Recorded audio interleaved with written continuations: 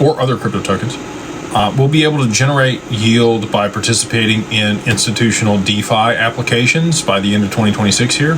So if you wanted additional cash flow against or off of the XRP, an ETF is not going to be able to do that. There was one dividend paying XRP ETF that pays 3%, I think.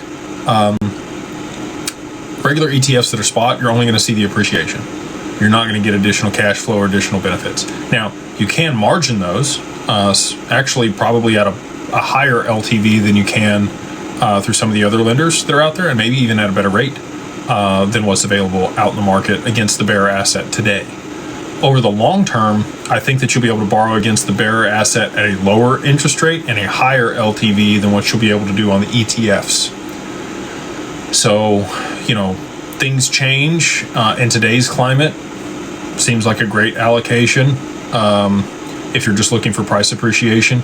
Again, I think that that's probably also, one more tick down the risk curve than holding the actual asset. So like Evernorth is a couple ticks up the risk curve because it's a DAT.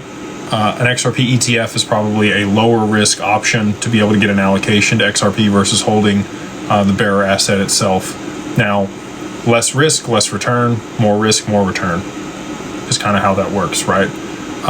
So I think you'll have more flexibility and opportunities to be able to use the XRP to your benefit over the long term.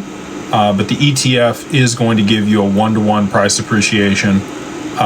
They hold a certain amount of XRP per share of the ETF. If they have to do a stock split over the long term on the ETF, they could, or they could just tokenize it and people could own 1,000th of a share, later on, like I think they probably will. And yeah, so, that's my 2 cents on holding XRP itself versus the ETF. And hopefully that helps you. Again, not financial advice, just hopefully providing you some education and entertainment.